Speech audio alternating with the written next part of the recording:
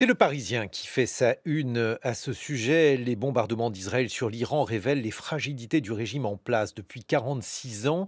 Jamais, écrit Le Parisien, il n'a semblé si proche de s'effondrer. Et Le Parisien d'expliquer comment le régime des mollahs joue ces temps-ci sa survie, tandis que d'autres journaux évoquent les responsabilités des uns et des autres. L'Humanité critique sévèrement l'offensive israélienne. J'ai choisi de vous inviter à Zadekian, bonjour, Bonjour. parce que vous êtes une fine connaisseuse de la société iranienne, professeure de sociologie à l'université Paris-Cité. Peut-être tout d'abord une question personnelle, puisque je sais que vous avez de la famille à Ispahan et puis aussi à Téhéran. Oui. Ben, l'essentiel pardon, de ma famille vit à Téhéran. J'ai aussi de la famille à Ispahan. Alors Téhéran, vous le savez, subit des bombardements quotidiens de la part de l'armée israélienne. Les gens sont vraiment très, très inquiets. Tout le monde a peur, pour sa survie aussi. Tout le monde n'a pas les moyens non plus de quitter Téhéran parce que c'est facile de dire, hein. Netanyahou, par exemple, hier, disait aux Téhéranais de quitter Téhéran parce qu'il va davantage bombarder, mais enfin, déjà quitter Téhéran pour où aller, hein, ça me fait penser à Gaza. Quand on disait aux Gazaouis quitter Gaza ou quitter tel quartier de Gaza, mais pour aller où? 19 millions d'habitants de Téhéran ne peuvent pas aller ailleurs. Donc les gens se terrent, hein, essayent de survivre.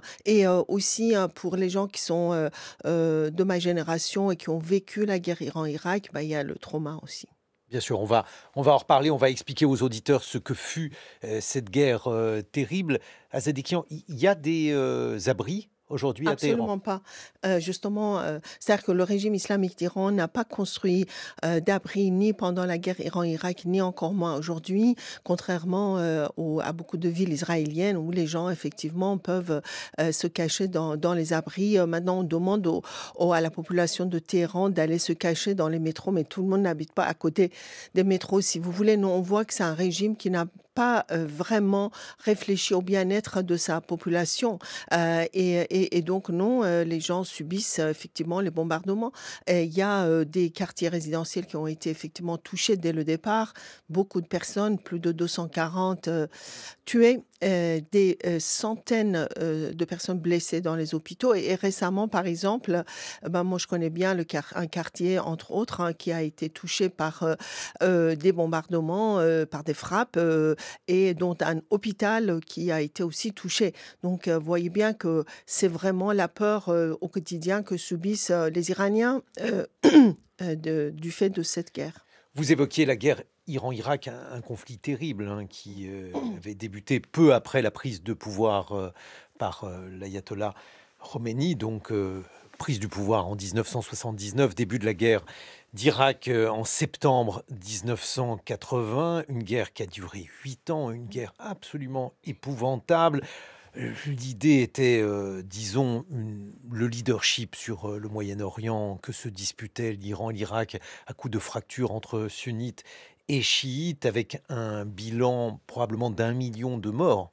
Et moi, je me souviens d'enfants qu'on utilisait pour faire exploser les mines sur les champs de bataille. Absolument. C'est effectivement l'armée de Saddam Hussein qui a attaqué l'Iran en septembre 1980, pensant que l'armée du Shah, qui était l'armée la plus puissante du Moyen-Orient à l'époque du Shah, n'existait plus, et du fait de la révolution, la désintégration de l'armée, pardon, l'armée du Shah. Et donc, Saddam Hussein pensait que c'était un bon moment d'attaquer l'Iran, et il revendique en fait le sud-ouest de l'Iran, donc la région pétrolière de Khouzistan. Il comptait sur les Arabes iraniens. Or, les Iraniens ont vraiment se sont battus contre l'armée irakienne, y compris les sunnites iraniens, y compris les Arabes iraniens, parce qu'ils se sentent iraniens. Et donc, jusqu'en 1982, où des parties, effectivement, ouest et sud de l'Iran étaient occupées par l'armée irakienne. Je vivais à Téhéran à cette époque, et on était bombardés aussi aussi par l'armée irakienne. On voyait des avions irakiens. Et à cette époque-là, il n'y avait pas moyen pour le régime d'arrêter les avions irakiens. Les choses ont changé. Clément Terme, on a établi un duplex avec vous. Vous êtes historien des relations internationales et spécialiste de l'Iran. On parle d'un conflit asymétrique puisque Israël a aujourd'hui la maîtrise du ciel. Mais conflit asymétrique, ça ne signifie pas qu'Israël atteindrait ses buts de guerre. D'ailleurs, quels sont les buts de guerre selon vous aujourd'hui pour le gouvernement israélien ? Oui, bonjour. Oui, tout à fait. Les buts de guerre sont a priori la destruction d'abord de la force aérospatiale des gardiens de la Révolution. Donc les responsables militaires qui sont en charge de la décision de tirer les missiles et les drones sur l'État d'Israël. Le deuxième but de guerre, c'est la destruction des installations nucléaires. Et le troisième but de guerre, qui semble apparaître aujourd'hui compte tenu des cibles de ces dernières heures, les quartiers de la police, le ministère des Renseignements, le chef des renseignements des gardiens de la Révolution a également été éliminé, ainsi que des institutions de la télévision. On pense de plus en plus à des cibles qui expriment un objectif politique du changement de régime, parce que pour Israël, le seul résultat positif, un effet final recherché positif, serait un changement de régime, parce que en l'état, s'il y a une négociation, que la guerre s'arrête, le risque pour Israël que la République islamique d'Iran, qui survivrait, court à une accélération de son programme nucléaire, est très élevé. Donc ça dépendra des États-Unis, finalement. La fin de la guerre et la capacité d'Israël à atteindre ses buts de guerre dépend de la politique de Donald Trump. Bon, on voit aujourd'hui qu'un certain nombre de ces buts ont été atteints. Je parle en matière de maîtrise de l'espace aérien, avec, semble-t-il, une action attendue des États-Unis. Je ne sais pas très bien comment interpréter les propos de Donald Trump, puisque celui-ci a évoqué le fait que les habitants de Téhéran devraient se déplacer. Comment interpréter ça, Clément Terme ? Oui, tout à fait. Donald Trump, en fait, soutient et participe à la défense d'Israël. Donc Israël peut compter sur ses alliés américains, mais pas seulement. Il peut compter sur le Royaume-Uni. La France également est prête à agir en tant Est-ce que c'est qu'allié la défense d'Israël. d'Israël ou est-ce que c'est l'attaque de l'Iran ? Jusqu'à aujourd'hui, c'était la défense d'Israël principalement. Par contre, sur l'aspect offensif, à mon avis, ça va dépendre aussi de la réponse diplomatique des autorités iraniennes. On a vu que le guide suprême, Ali Khamenei, le 4 juin, a refusé la proposition américaine et, ce faisant, a ouvert la porte, la possibilité à Israël de cette action militaire. Donc si les débats qu'on entend aujourd'hui, on entend à la fois que le régime ne va pas négocier tant que les opérations militaires israéliennes ne sont pas terminées, et en même temps, si le régime pense que sa survie est menacée, il peut soit être amené à négocier, soit vouloir étendre le conflit aux bases militaires américaines dans la région, et donc aux États de la région, et aussi la dernière possibilité en cas de sentiment de début de la fin, ça serait de bloquer le détroit d'Ormuz. Donc il y a aussi cette possibilité, et c'est peut-être l'action américaine qui va déterminer, avec aussi la capacité au compromis de la République islamique, l'avenir de cet affrontement militaire. Azadeh. Oui, je voulais dire que quand Clément, bonjour au passage Clément, dit que Khamenei n'a pas accepté la proposition américaine, c'était quoi cette proposition? Les États-Unis imposaient aux Iraniens de ne plus enrichir l'uranium à l'intérieur du pays, mais en contrepartie, ils ne proposaient pas de lever les sanctions américaines avec des effets extraterritoriaux qui ont été décrétés, comme vous le savez, par Donald Trump dès 2018 lorsqu'il a déchiré l'accord sur le nucléaire, l'accord international sur le nucléaire JCPOA, et qu'il en est sorti. Donc en fait, les Iraniens n'avaient pas reçu de contrepartie à ce que demandait Donald Trump. Et je pense que c'est Donald Trump, si on cherche des fautifs, qui a tergiversé, qui a changé d'avis au début. Witkoff, l'envoyé spécial de Trump, disait 3,5% d'enrichissement de l'uranium, c'est OK. Et puis après, sous la pression de Netanyahou et aussi peut-être de Trump, il est revenu pour dire non, zéro enrichissement. Les Iraniens ont dit oui, qu'est-ce qu'on va recevoir en contrepartie? Zéro, rien. Clément Terme. Oui, tout à fait, que la politique de pression maximale de Donald Trump ne soit pas une politique de compromis est évidente, mais le 4 juin, c'est un discours de haine vis-à-vis des États-Unis et d'Israël. Il a même répondu au président américain par le slogan de Barack Obama, oui, nous pouvons, yes we can, enrichir l'uranium. Donc il y a cet aspect jusqu'au boutiste de la République islamique. Et J'aimerais finalement, pas qu'on entre dans une querelle de pourcentage, mais moi j'avais retenu le pourcentage de 60% qui est aujourd'hui atteint avec 408 tout à kilos fait, de il n'y a pas combustible. d'application. Et alors, donc ces 60% étaient un stade a priori acceptable si l'Iran décidait ou acceptait plus exactement de rentrer à nouveau en négociation dans cette période de 60 jours. Est-ce que j'ai bien retenu la leçon?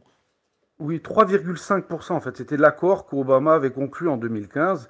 Et c'est en fait les paramètres qui sont possibles dans le cadre de ce que la République islamique d'Iran peut accepter, ou même un autre régime, puisque le Shah d'Iran aussi avait un programme nucléaire très ambitieux. Le problème n'est pas technique. Le problème est lié aux ambitions idéologiques de la Hmm. République islamique, les cris qu'on a entendus, mort à l'Amérique, mort à Israël, pendant ce discours, qui sont des cris qui datent de 1979, des slogans. Et donc, en fait, si vous voulez, il y a une indéquation entre ses ambitions idéologiques et les capacités militaires du pays. Et donc on voit que ce régime est prêt pour sa survie idéologique à la destruction de l'Iran, tout simplement.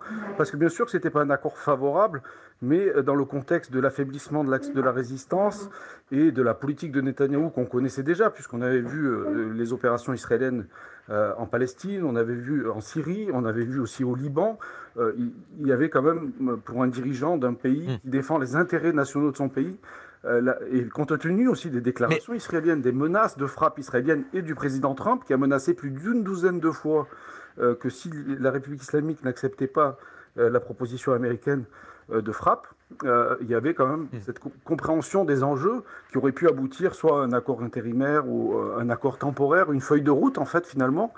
Et au contraire, il y a eu ce refus du 4 juin. Et ensuite, après la résolution de l'Agence internationale de l'énergie atomique, une nouvelle provocation et l'ouverture d'un nouveau centre d'enrichissement de l'uranium. Donc, Donc, si vous voulez, cette vous politique de considérez ça comme une... surenchère. Je vous coupe, Clément Terme, comme vous êtes à distance. Azadekian semble ne pas être d'accord avec vous. Je vais poser juste une dernière question à Clément Terme, parce qu'il doit nous quitter dans quelques minutes, Azadé. Et, bon, malgré tout, le discours des Israéliens et des Américains sur le gouvernement iranien et même sur Khamenei ne sont pas des discours de paix et d'apaisement. Je renvoie pas les uns et les autres dos à dos. Vous êtes Pas suffisamment du grand tout. pour le faire, mais voilà une Non, non, bien situation qui sûr, n'est il y a pas une une stratégie. situation de paix. Pas du... Oui, exactement. En 2008, déjà, il y avait eu cette situation et c'était le président George W. Bush à l'époque qui avait refusé les bombardements des installations nucléaires de l'Iran par Israël. Donc la position d'Israël est connue depuis plusieurs décennies, hein. C'est un État absolu ne peut pas avoir l'arme absolue. Simplement, des dirigeants d'un pays auraient pu se rendre compte que au moment du printemps 2025, la position régionale de l'Iran était affaiblie, l'Iran était sur le recul et que le rapport de force militaire n'était pas en Hmm. faveur de l'Iran. Et ça, c'est calculer les rapports de force, mesurer les rapports de force, fait partie des capacités, des talents qui sont attendus des dirigeants d'un pays Des uns et des pour... autres. Aujourd'hui, Azadekian, je sens que vous voulez réagir. Bah, d'une part, oui, je voudrais rappeler à Clément Terme que c'est pas l'Iran qui a attaqué Israël, c'est Israël qui a attaqué l'Iran, que Netanyahou ne pense pas aux intérêts nationaux des Israéliens, sinon il n'attaquerait pas l'Iran. Il pense à ses propres intérêts. Il est très il était très fragilisé du fait de ses actes criminels à Gaza. Et donc, avec cette attaque contre l'Iran, effectivement, il essaie de renforcer sa position politique. D'autre part, il a détourné les regards de Gaza maintenant vers l'Iran. Et en même temps, il faut faire une distinction entre les slogans hostiles par rapport à Israël ou les États-Unis de la part des autorités iraniennes, que bien évidemment je désavoue et depuis des années, d'une part, et d'autre part les frappes israéliennes. Voilà, il ne faut pas justifier ces frappes israéliennes, il ne faut pas justifier cette guerre sous prétexte qu'il y a eu des slogans hostiles de la part de Khamenei. Ça, on connaît, c'est quelqu'un d'idéologique, mais en même temps, le ministère iranien des Affaires étrangères poursuivait les négociations. Il y a eu On va, 5 séries de on, négociations quand même. on va laisser conclure Clément Terme à ce sujet, Clément. clément terme était quelque part ce que l'on peut vous répondre à Zadekian, c'est qu'il y a eu des frappes iraniennes sur Israël et que celles-ci ont délibérément ciblé des civils, avec d'ailleurs des pertes, ce qui fait d'ailleurs un problème supplémentaire aussi Bien pour sûr. Benjamin Netanyahou. Pour moi, je ne fais pas de distinction entre les civils iraniens qui sont tués, les civils israéliens qui sont tués. Je pense que les deux peuples sont pris en étau entre deux régimes qui luttent pour leur propre survie, pas pour les intérêts nationaux. C'est ça que je voulais dire. On se retrouve à Zadekian dans quelques instants. Vous allez évoquer avec nous cette société iranienne avec ses manifestations en 2022, avec le pouvoir des mollahs, avec des disparitions aussi dans l'appareil d'État, avec donc ces targeted killings, ces assassinats ciblés qui ont été perpétrés par Israël. Clément Terme, vous êtes historien des relations internationales, spécialiste de l'Iran, et on vous doit notamment les relations entre Téhéran et Moscou depuis 1979 aux presses universitaires de France. 8 heures sur France Culture. Les matins de France Culture. Guillaume Erner. Et pour évoquer l'aspect géopolitique de cette guerre, nous sommes en duplex avec Frédéric Ancel. Bonjour. Bonjour. Frédéric Ancel, vous êtes spécialiste des relations internationales. On vous doit notamment La guerre mondiale n'aura pas lieu aux éditions Odile Jacob. Ici, dans ce studio à Zadekian, vous êtes sociologue franco-iranienne, professeur de sociologie à l'université Paris-Cité. Vous nous avez expliqué à quel point il y avait des remémorations d'un trauma, celui de la guerre entre l'Iran et l'Irak, à quel point la population iranienne était démunie face à ces frappes, puisqu'il n'y a pas aujourd'hui d'abri à Téhéran, notamment à Zadekian. J'évoquais cette une du Parisien qui se demandait si le régime des mollahs pouvait tomber. Qu'en pensez-vous ? Écoutez, je pense que le régime islamique d'Iran était déjà très fragilisé du fait des mouvements sociaux récurrents en Iran. 2018, 2019, ce sont des mouvements populaires. Ensuite, 2022, le mouvement Femmes, Vie, Liberté, qui a été considéré par le régime comme la menace existentielle à ce régime. Et on sait que ce régime a réprimé férocement ses opposants afin justement de se maintenir au pouvoir. Donc c'est un régime qui était déjà très fragilisé, très illégitime et impopulaire.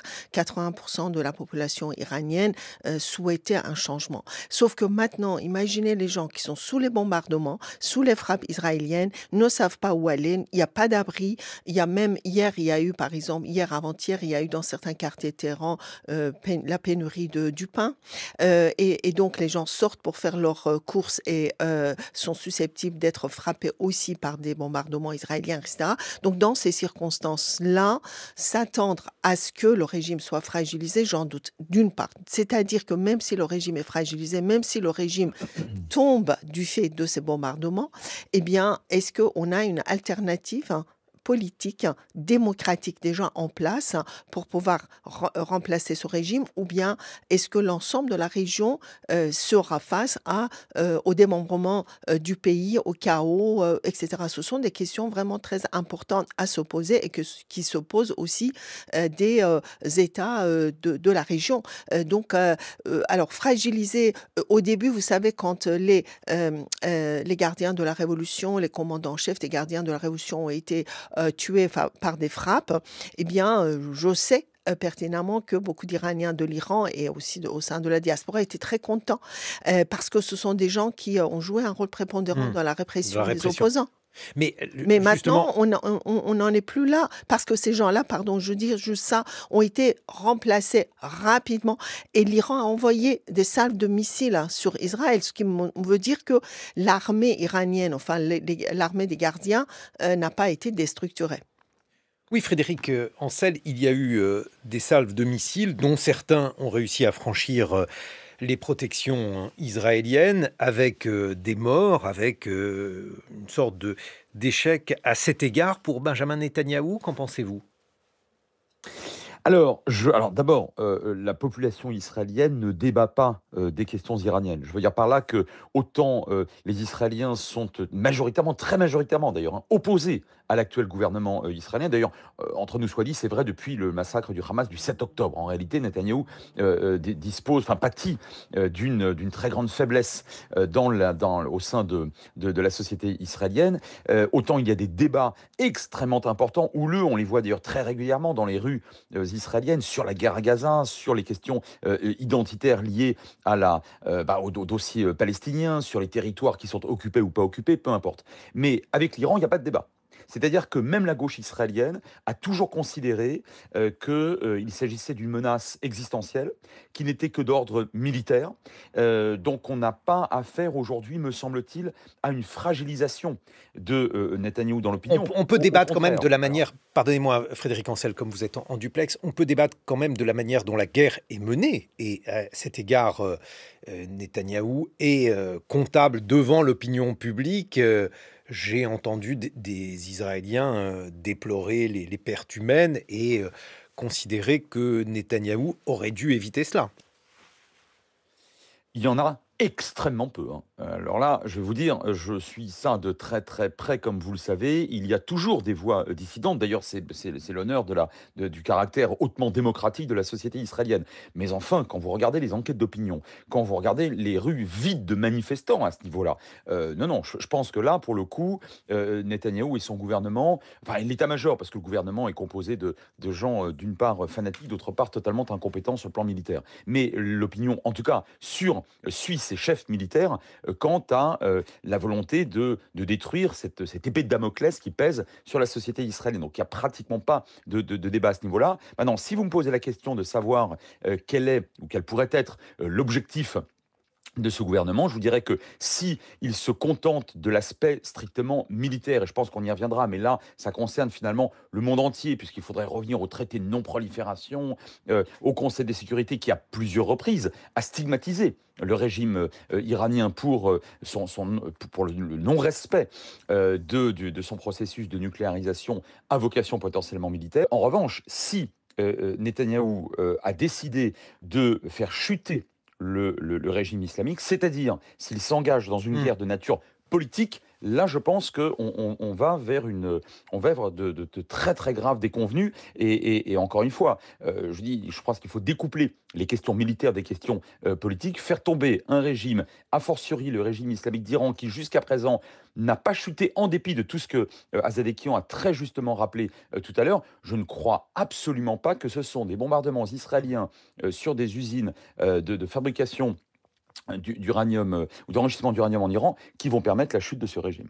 Azadikian, est-ce qu'il y avait un soutien de la population pour le programme nucléaire iranien? Est-ce que c'est un but populaire? Non, pas du tout. Je pense que peut-être sous le président Khatami en début des années 2000, lorsque, par exemple, ils ont accepté d'enrichir l'uranium seulement à 3,5%. Je ne vais pas revenir, on n'a pas le temps sur l'historique. Le nucléaire iranien, le nucléaire civil, était considéré comme,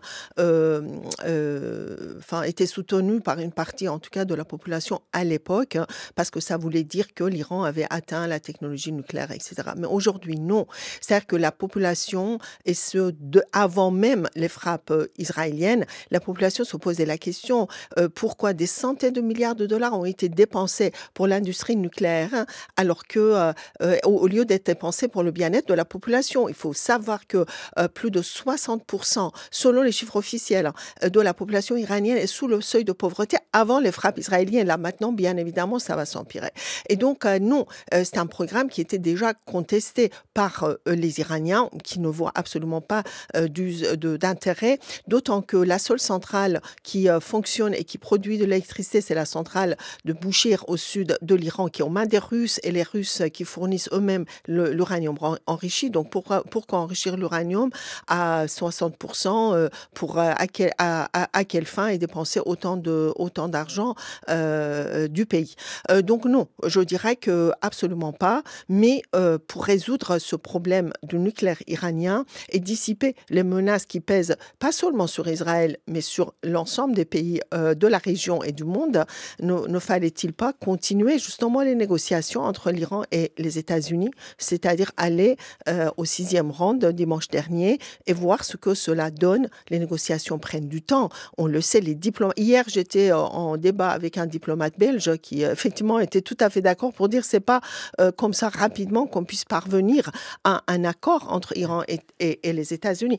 Ce matin, j'écoutais les enjeux internationaux. Il y avait une personne qui spécialiste Thomas Fraise. Thomas Fraise, il était vraiment top, très bien, Je vous très invite clair. à télécharger effectivement cet épisode. Parce qu'il explique le des enjeux processus, internationaux. voilà, processus, et on comprend que même si les Iraniens sont parvenus à enrichir le mal jusqu'à 60%, et ça a créé énormément effectivement de débats à l'échelle internationale, mais ils n'étaient pas près de la bombe atomique et dans 6 jours, dans 7 jours. Donc c'est ça que je ne comprends pas, c'est ça qui ne justifie pas les frappes israéliennes. Frédéric Ancel, ces frappes, elles servent à quoi? Parce qu'on a l'impression que là aussi, détruire le potentiel nucléaire iranien, c'est un peu comme supprimer le Hamas, c'est une tâche difficile. Oui, c'est extrêmement difficile si l'état-major israélien, mais je ne le crois pas, a décidé de supprimer effectivement l'entièreté, l'intégralité de ce programme. C'est d'autant moins possible que de toute façon, la connaissance théorique et pratique d'ailleurs des ingénieurs iraniens qui sont d'excellents ingénieurs, elle restera au fond des cerveaux et des ordinateurs. Donc de toute façon, vous ne faites que gagner du temps. Mais attention, là, j'insiste sur une question militaire et stratégique fondamentale.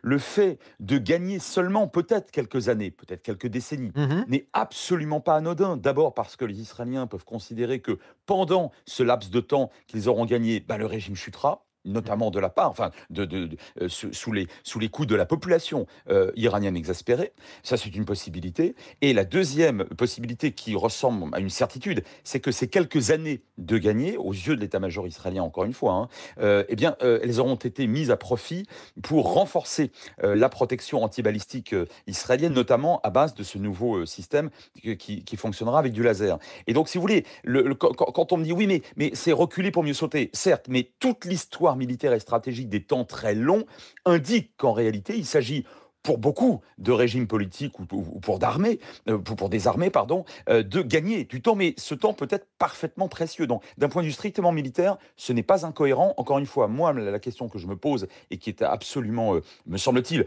essentielle, c'est la dimension potentiellement politique donnée éventuellement par Netanyahou à ces frappes, ce qui poserait beaucoup plus de problèmes. J'ai sous les yeux un tweet de Donald Trump, Frédéric Ancel, que j'aimerais que vous m'interprétiez. Ce tweet est un tweet où Emmanuel Macron prend une balle perdue, comme on dit. Il explique, Donald Trump, que cherchant la publicité, Emmanuel Macron a dit que Donald Trump avait quitté précipitamment le sommet du G7 pour travailler sur un cessez-le-feu entre Israël et l'Iran, et Donald Trump de dire que c'est quelque chose de bien plus grand qu'il prépare, et que cet objectif d'un cessez-le-feu est un objectif qui lui paraît beaucoup trop modeste pour sa grandeur.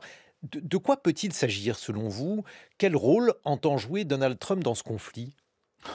Donald Trump organise son imprévisibilité de manière fantasque. C'est-à-dire que, et on l'avait déjà expérimenté lors de Donald Trump numéro 1, c'est-à-dire que c'est quelqu'un qui est un véritable enfant roi, en matière en tout cas d'affaires internationales.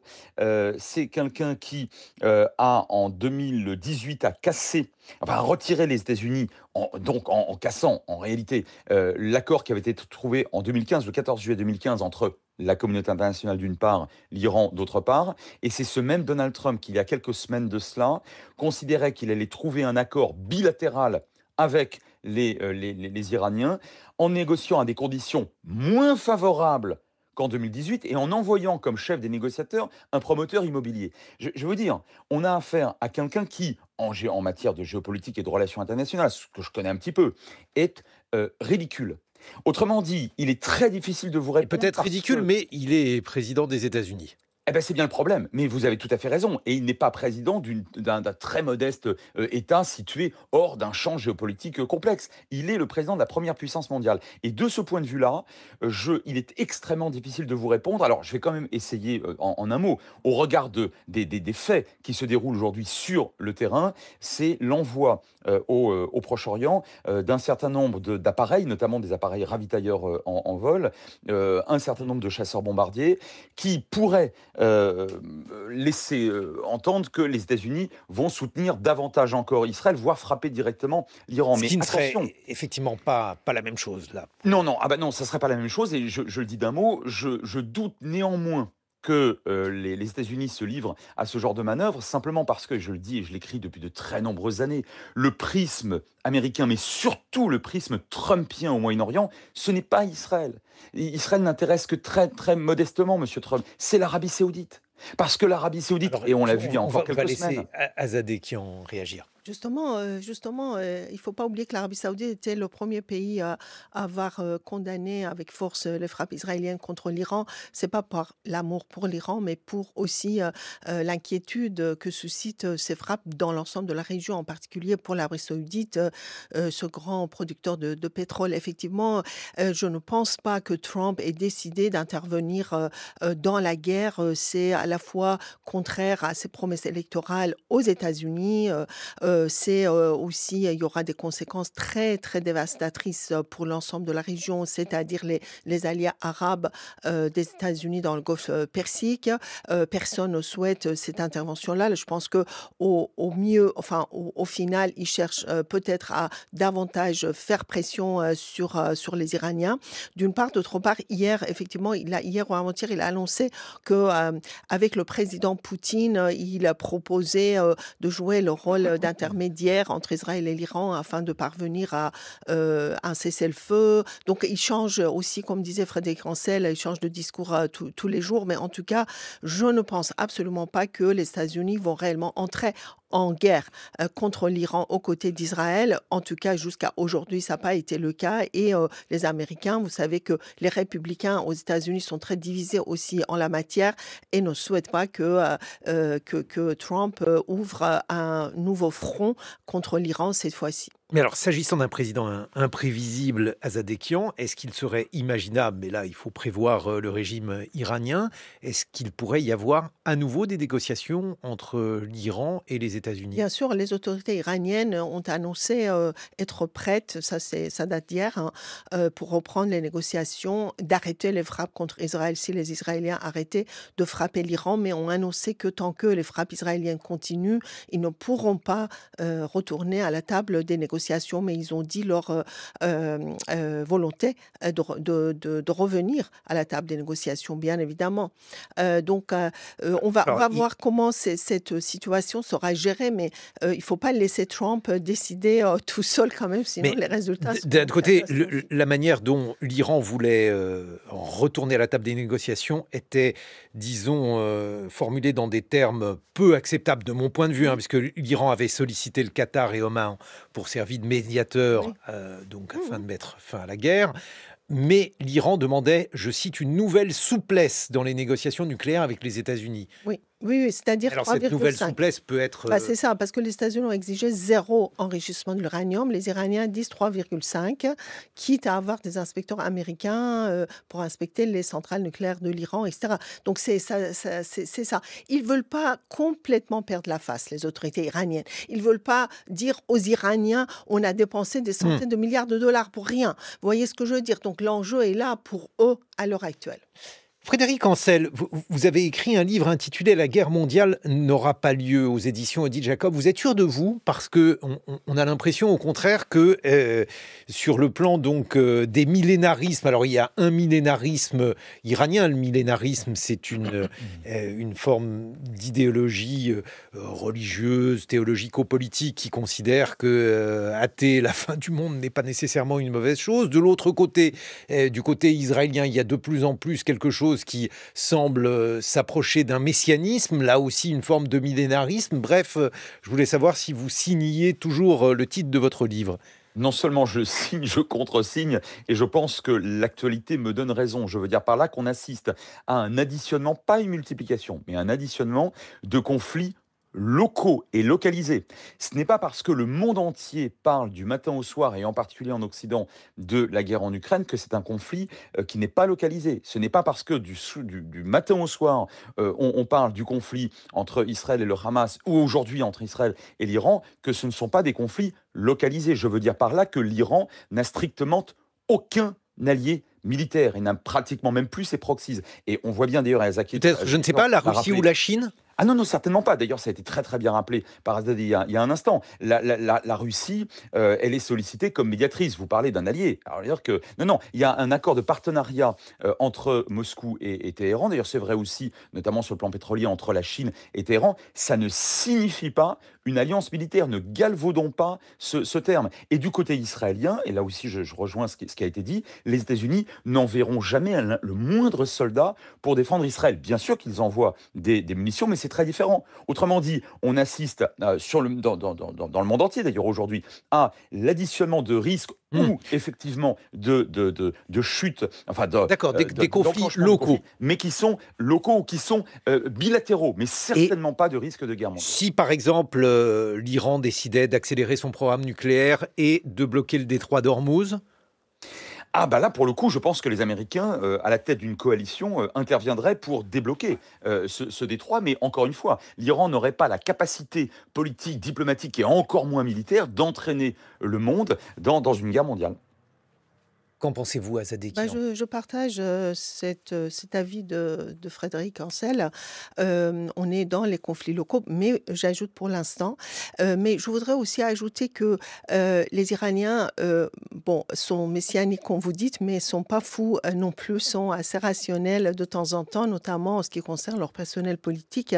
Ils vont pas fermer le détroit d'Ormuz, sauf s'ils sont attaqués, ils l'ont dit, par Israël ou les États-Unis sur leur installation pétrolière, gazière, sauf si le pays est en train d'être détruit. À ce moment-là, ils vont essayer de le faire, mais en tout cas, on n'en est pas là et j'espère qu'on n'en sera pas là. Donc effectivement, on n'est pas dans l'hypothèse d'une guerre mondiale, mais j'espère que aussi les guerres locales, quand on les additionne, peuvent avoir des effets absolument destructeurs pour en tout cas différentes régions. Et là, on voit entre la Russie et l'Ukraine, le Moyen-Orient, etc., ça fait quand même une bonne partie du monde qui est concerné par ces guerres locales. Oui, parce que là aussi, Frédéric Ancel, je veux bien qu'on évoque les additions, mais justement, il n'y a aucune soustraction actuellement. Ce qui est fait par Israël en Iran ne soustrait pas ce qui continue à être fait à Gaza. Les Houthis continuent d'être les Houthis. Enfin bref, ces différents conflits demeurent. Ce n'est pas faux, mais en revanche, je peux vous dire qu'à l'est du Congo, aujourd'hui, la situation est plus apaisée qu'il y a quelques mois. Mais Alors, c'est une modeste consolation, mais et quand vous faites tourner le globe terrestre géopolitique, eh bien, vous constatez que par rapport à ces dernières décennies, et évidemment par rapport à ces derniers siècles, eh bien, il y a tendanciellement moins de conflits. Encore une fois, attention, hein, on en parle beaucoup plus. La couverture médiatique est infiniment plus importante par définition que ce qui se produisait il y a encore quelques décennies et évidemment qu'il y a plusieurs siècles. Ça ne signifie pas que la Terre est à feu et à sang. Ça signifie qu'il y a aujourd'hui un certain nombre de conflits, mais qui sont globalement moins nombreux et pour certains d'entre eux, je dis bien pour certains d'entre eux, moins létaux, moins mortels que d'autres il y a encore quelques décennies. bon, mais on pourrait poser une question philosophique sur laquelle on va se quitter. Le bac philo, c'était hier. Est-ce que, justement, les conflits, de par leur importance, doivent être rangés, justement, en termes de locaux ou de non-locaux? Finalement, il y a aussi, hélas, des conflits oubliés, mais des conflits qui peuvent apparaître comme locaux peuvent avoir des répercussions mondiales. Souvenez-vous, le déclenchement de la guerre de 14, c'était l'assassinat d'un souverain. Est-ce que on ne peut pas redouter une réaction en chaîne avec ce qui est en train de se dérouler au Proche-Orient? Je ne le crois pas parce que le syndrome de l'été 14, que vous pointez avec raison, aujourd'hui, il n'existe pas pour une raison très simple, c'est qu'il ne, sauf l'OTAN, dont je vous laisse apprécier la santé en ce moment, sauf l'OTAN, il n'y a aucune alliance militaire multilatérale au monde. Ne cherchez pas, vous n'en trouverez pas. Par conséquent, cette condition sine qua non de l'effondrement du monde, effectivement, à 2 reprises, et notamment au XXe siècle, et notamment durant l'été 14, aujourd'hui ne prévaut pas, cette condition n'existe pas. Merci Frédéric Ancel, spécialiste en relations internationales. La guerre mondiale n'aura pas lieu, c'est votre livre, publié aux éditions Odile Jacob. Azadeh Kian, sociologue franco-iranienne, professeur de sociologie à l'université de Paris-Cité. Le